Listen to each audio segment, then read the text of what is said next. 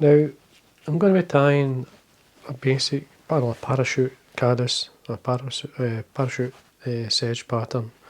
Now, there's many names for this style of fly. This is just a very basic one in a style. Again, this is basically answering questions I get on YouTube, so I hope this will answer quite a few.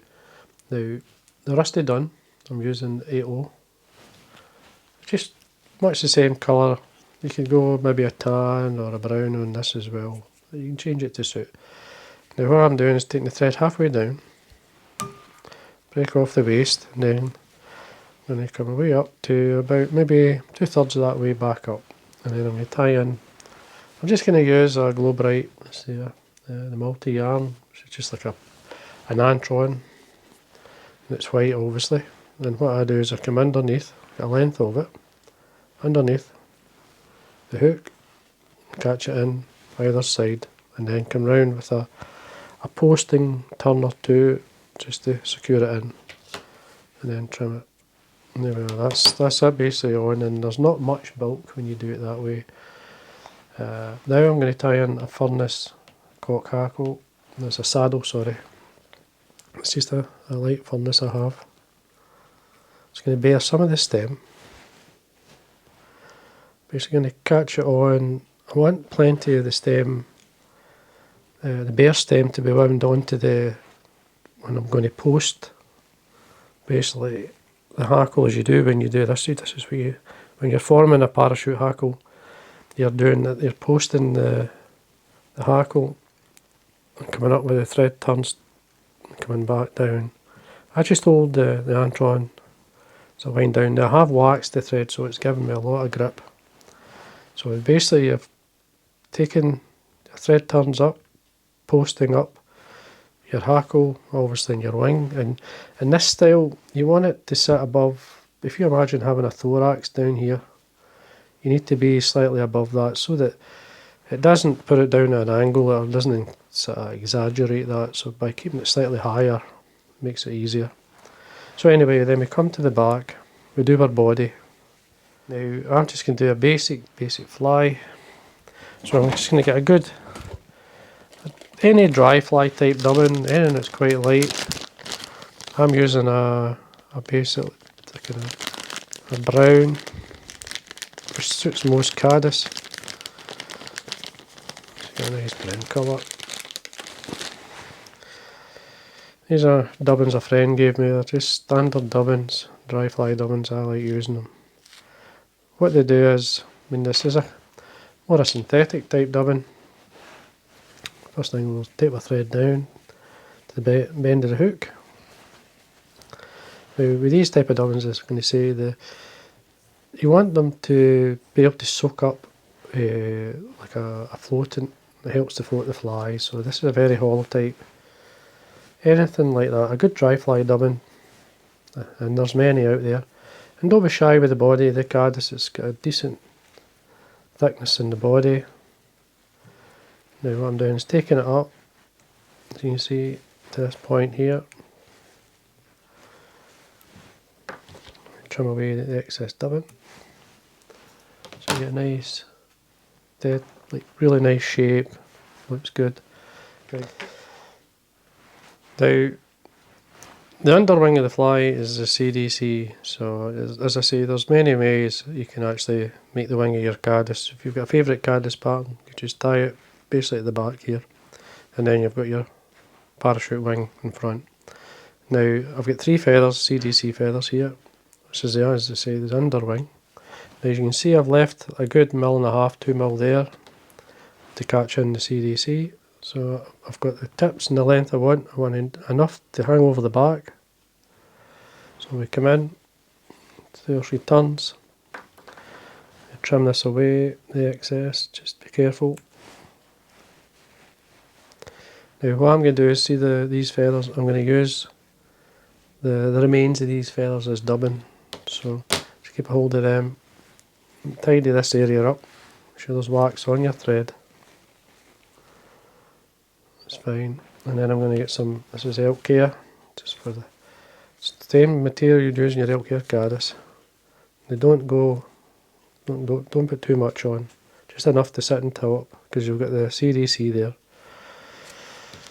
I would say half the amount you would normally use if you were tying an elk ear caddis. So first thing we do is take away all the fluff from the cut ends, especially because you're going to stack it.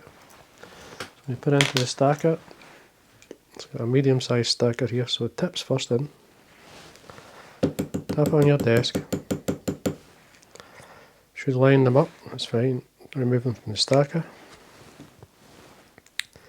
Now you've got the length, which is just slightly, just towards the end of the CDC.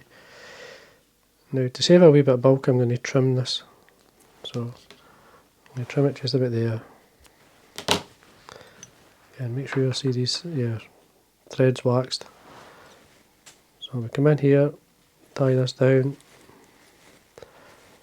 May have missed a couple, I can see a couple floating there, but don't worry about it, just take them away.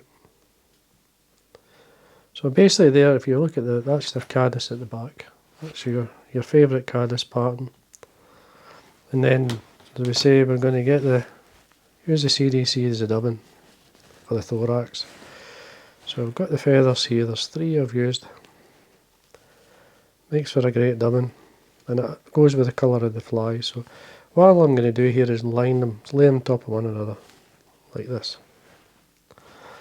And then I'll get enough dubbing out of this. Now I trim it away, give an idea, so come in here. So basically I trim this away. I'm going to encourage it to sit on my desk. Do the other side.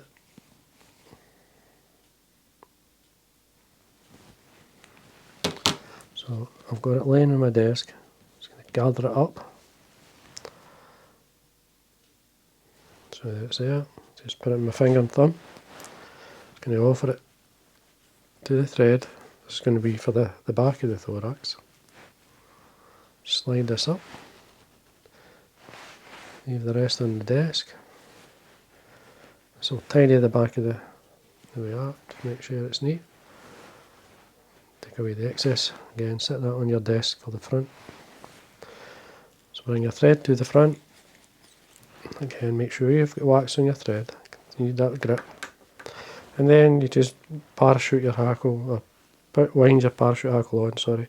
So basically, because you took it up, posted it, you're going to work your way down. And I'm happy with that. So there's 3 or 4 turns here. The easiest way to do it is to just bring your hackle down and wrap it around the thread, but you need to lift your thread up towards as near to the hook as you can. And then basically what I do there is, that's wrapping the hackle, and you can just lift the hackle fibres out of the way. It just wraps a turn of thread or 2 around the stem of the hackle, and you basically just you lift it out the road, and you can see the hackle how it's sitting. It locks it in, stops it pulling back. You've just got to be patient when you're doing that. And then all I'm doing now is wax the thread, come back to a wee bit of dubbing. Just lift everything out of the way at this point. This will tidy the head area up. So we look where we are, that's fine. And now we just, even winding the thread through the dubbing to tighten it up. Get our varnish. And this is just rough and ready tying. It's not been fussy with the dressing, it's just tying the fly. Got finish with the varnish on the thread. Tighten up, trim away. Just bring your hackle back down. Nice and tight.